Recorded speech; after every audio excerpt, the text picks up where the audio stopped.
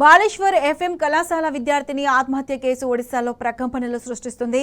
బాధితురాలి కుటుంబానికి న్యాయం చేయాలంటూ రాష్ట్ర వ్యాప్తంగా విపక్షాలు, విద్యార్థి సంఘాలు రోడెక్కాయి. విద్యార్థినికి న్యాయం చేయలేని సీఎం, విద్యాశాఖ మంత్రి రాజీనామా చేయాలని డిమాండ్ చేస్తున్నాయి. భువనేశ్వర్లో అసెంబ్లీ ఎదుట బైఠాయించి నిరసనలు తెలిపారు ఆందోళనకారులు. ప్రభుత్వానికి వ్యతిరేకంగా నినాదాలు చేస్తున్నారు. దీంతో నిరసనకారులను అడ్డుకునేందుకు పోలీసులు రంగంలోకి దిగారు. ఆందోళనకారులపై రబ్బర్ బుల్లెట్లు, వాటర్ కెనాన్లు ప్రయోగిస్తున్నారు. దీంతో పరిస్థితి ఉద్రిక్తంగా మారింది. మరోవైపు ఈ ఘటనకు వ్యతిరేకంగా గురువారం ఒడిశా బంద్కు పిలుపునిచ్చాయి వామపక్షాలు. కాగా బాలేశ్వర్ ఎఫ్ఎం కళాశాల ఆవరణలో అధ్యాపకుడి వేధింపులు తాళలేక ప్రిన్సిపల్కు ఫిర్యాదు చేసింది బాధితురాలు. కాలేజీ యాజమాన్యం చర్యలు తీసుకోకపోవడంతో మనస్తాపానికి గురై ఒంటికి నిప్పండించుకుంది. 90% కాలిన గాయాలతో చికిత్స పొందుతూ తుదిశ్వాస విడిచింది.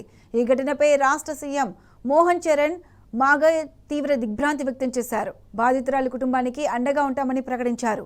ఆమె మృతికి కారణమైన వారికి కఠిన శిక్ష పడేలా చూస్తామని హామీ ఇచ్చారు. ఇటు ఒడిశా పర్యటనలో ఉన్న రాష్ట్రపతి ముర్ము కూడా ఆసుపత్రికి వెళ్లి బాధితురాలి పరిస్థితిని అడిగి తెలుసుకున్నారు.